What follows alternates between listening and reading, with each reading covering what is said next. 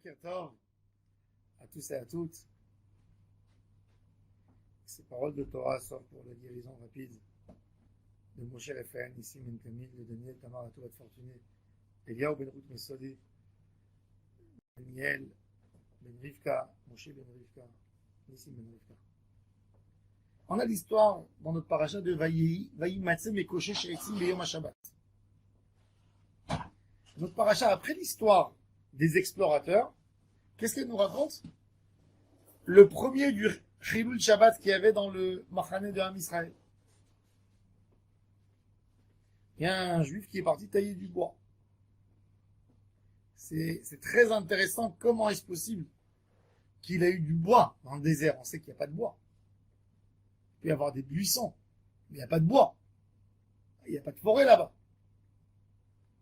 Il y a eu du bois. Et quand il touche le bois, il y a tous ses camarades, il dit attention, Stofrad, ne touche pas, c'est une avéra. Mon cher Rabbeinu, il a dit que celui qui enfreint Shabbat, il peut être lapidé. Et il disait, on va voir, qui c'est qui a dit que c'est vrai. Et après ils disent, ah c'est vrai, c'est pas vrai. Il dit, non, vous allez voir comment oui, je vais être lapidé. Il taille le bois, il y a deux témoins, et mon cher Rabbeinu lui dit, qu'est-ce qu'il faut que je fasse à cet homme? Et Akadosh Baruch Hu lui dit, il faut le lapider. Chazal, ils disent que Slofrad Leshem Shamayim Nitkaven. Il avait une kavana de Leshem Shamayim. Rashi, il dit pour montrer que Akadosh Baruch Hu, c'est pas de la rigolade, il y a une pénalité. Mais Rabbi Levi Tzareh de Berditch avait dit un point très intéressant. Il dit que le Leshem Shamayim de Slofrad était beaucoup plus fort encore. Il dit à Israël, sont sortis d'Égypte.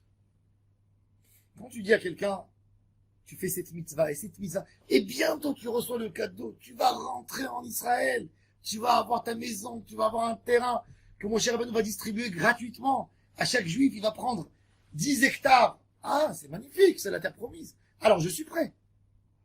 Mais imaginez-vous le coup qu'ils ont eu après l'histoire des explorateurs. Akadosh Baruch Hu, il dit à mon cher Rabbeinu, Bamidbar, Azé, Yiplou, Pigrechem, vos dépouilles, elles vont tomber ici dans ce désert. Ça veut dire qu'il n'y a même pas une tombe dans le sable. Qu'est-ce qu'un juif il fait qu'est-ce qu'un homme désespéré fait dans ces moments? Qu'est-ce qu'il est capable de faire? Il lâche tout. Il lâche tout, il dit, alors il n'y a plus rien du tout, il n'y a plus rien. Qu'est-ce qu'il est venu de Slofrad? Il a dit, même si vous pensez que vous êtes loin d'Hachem, toutes les mitzvot, elles sont noëg. Même maintenant. Il faut faire tout. Qu'est-ce que ça veut dire? De dire qu'il y a un juif qui a été abandonné par Hachem. Ça n'existe pas. Un jour, j'étais avec mon papa. C'était Soukot. Et on est parti. Mon père m'a dit, viens faire avec moi les courses. Je suis parti avec lui. Il y avait le super de Rami Levi. Je rentre. Je vois mon père avec le gardien. Il avait des longs cheveux, boucles d'oreilles. Et mon père qui l'embrasse, qui le salue comme ça, comme un frère. Je dis à mon père, je ne connais pas ton ami. Je n'ai jamais vu.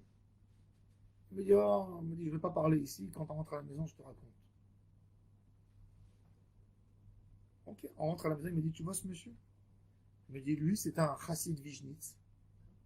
Un chassid. Il avait les peurs comme ça. Le Streimel. Que Dieu préserve. Il a eu une fille de la grande qui a eu un cancer qui est mort. Ensuite, il a eu un deuxième enfant que lui aussi a eu un cancer et qui est mort. Des jeunes. Et il me dit, et ensuite, 2 enfants à lui sont partis dans un attentat. Alors il m'a dit il y a 1 an, j'étais là l'année dernière, et je voyais un Chabad qui est rentré. Il me dit, je l'ai connu l'année dernière, Soukot, ici. Il dit, il y avait un Chabad, il venait avec un loulav, un etrog, et il s'est mis à l'entrée du supermarché. Et il donnait à ceux qui rentrent, vous avez fait la mitzvah de l'oulav aujourd'hui, prenez peut-être, essayez avec une kippa, mais sur la tête, faites comme des tefilines, comme ils font pour les tefilines. Et il me dit, ce monsieur, quand il est venu lui donner, il s'est mis à crier, à insulter, à dire des mots contre Akadosh Baruch Hu que tu peux même pas t'imaginer. Et il a dit, moi, avec Akadosh Baruch Hu, c'est terminé. Laisse. Moi, avec Akadosh Baruch Hu, c'est terminé. 4 enfants, et voilà, j'ai tout fini. Et il relève la chemise. Vous voyez le tatouage que j'ai fait pour l'embêter? Comme ça. Et mon père m'a dit, moi, hein, il a dit, le jeune Chabad, il pouvait pas parler un mot, il avait peur, il est presque parti. Et mon père, il m'a dit, moi, je me suis approché de lui. Et je lui ai dit, toi, tu as quitté Akadosh Baruch. Mais lui, il t'a pas quitté. Lui, il t'aime toujours. Toi, tu veux plus entendre de lui, mais lui, il va entendre de toi. On a 1000 questions. Les questions qu'on a contre Hachem, elles n'ont pas commencé avec le cancer de tes enfants, avec tout ton respect. Elles ont bien commencé quand il y a eu des enfants de 5 ans et de 2 ans dans la Shoah qui ont été tués, et avant dans la destruction du temple, et avant, et la souffrance humaine, elle existe du même moment où il y a l'humanité qui existe. On n'a pas compris, c'est vrai, on n'a pas compris. On a le droit de pleurer, on a le droit de pleurer, on a le droit de crier, on a le droit de crier. Mais sache que Hachem ne t'a pas abandonné. Il me dit, et depuis, chaque fois je lui baisse le niveau de haine.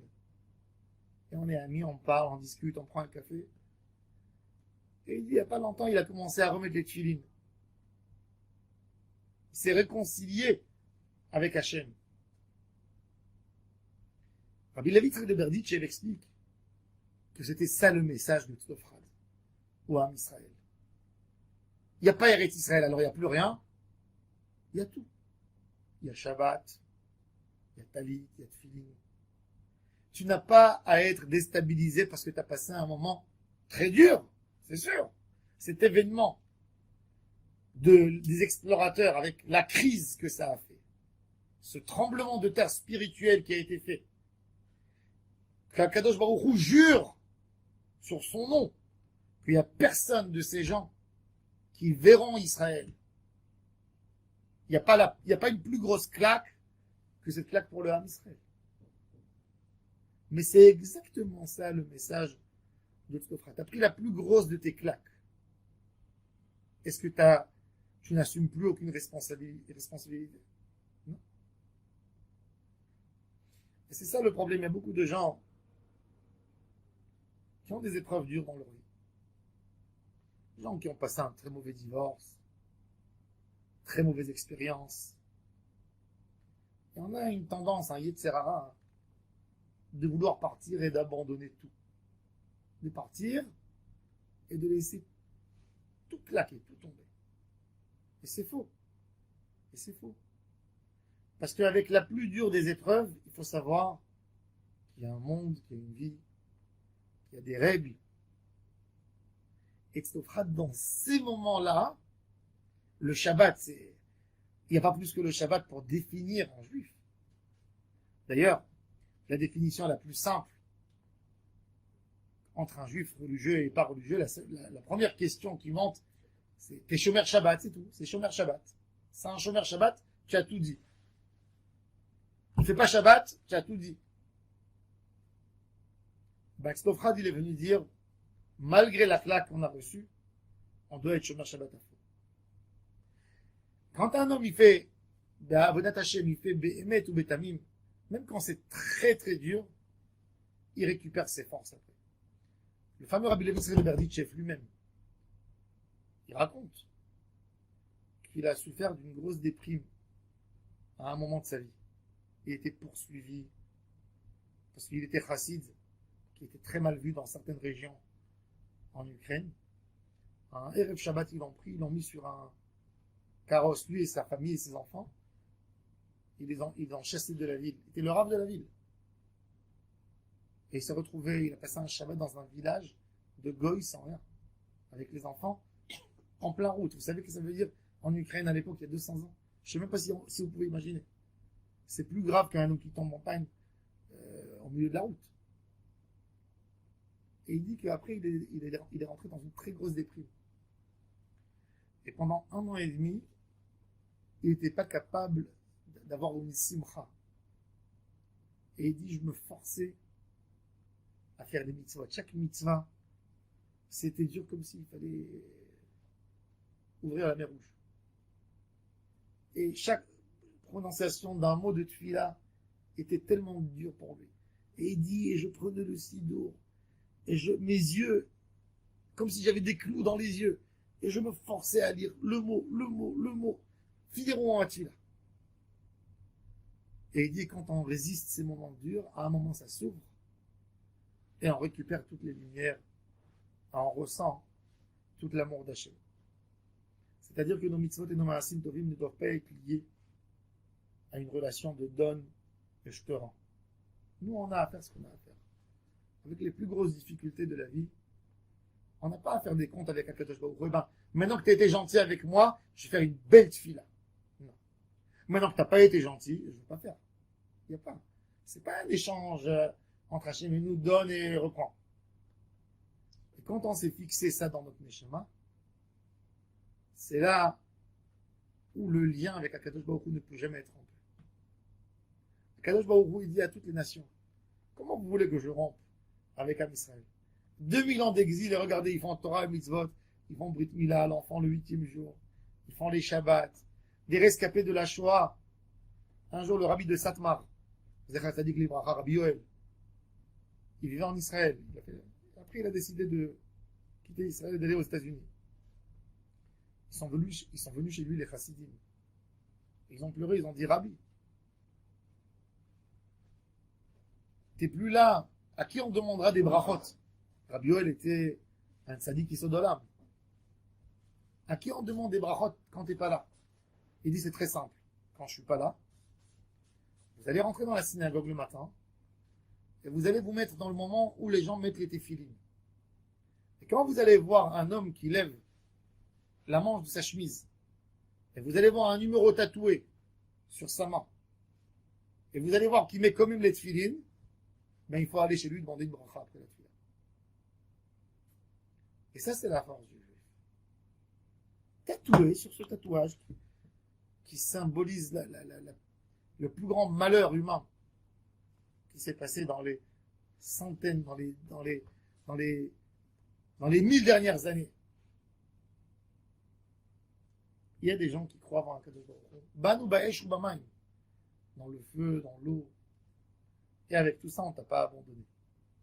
Et ça, c'est le plus grand message de Tzlofrad. On n'abandonne jamais Hachem. C'est pour ça que Tzlofrad a eu un mérite. Ses 5 filles, ils ont été tous des sadikotes. Ces filles, il n'y a personne qui voulait se marier avec elles. La plus jeune de ces filles avait 45 ans. Célibataire. Elles étaient toutes célibataires. Et mon cher Rabbeinu Akadosh Baruch Hu, il a donné une paracha dans la Torah que les filles de Tzlofrad étant une partie dans la terre d'Israël avec les enfants d'Israël. Elles sont rentrées en Israël. Et quand on a mentionné leur nom dans la Torah 2 fois chacune, elles ont trouvé les meilleurs garçons du peuple, qui étaient plus jeunes qu'elles de 20 ans. Et elles ont toutes eu des enfants. Pourquoi? Parce que Tzlofrad, même si son acte était tordu, mais sa pensée n'était pas tordue.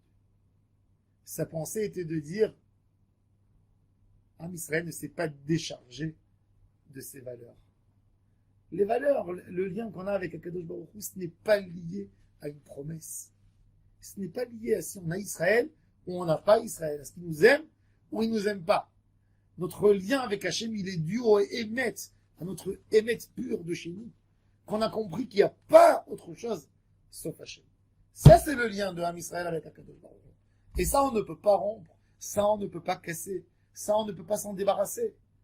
Ça, c'était le message principal de Tzlofrad, selon Rabbi Levi Yitzhak, de Berdichev, Zkuto Yagen Alenu, Val Kol Israël. Amen.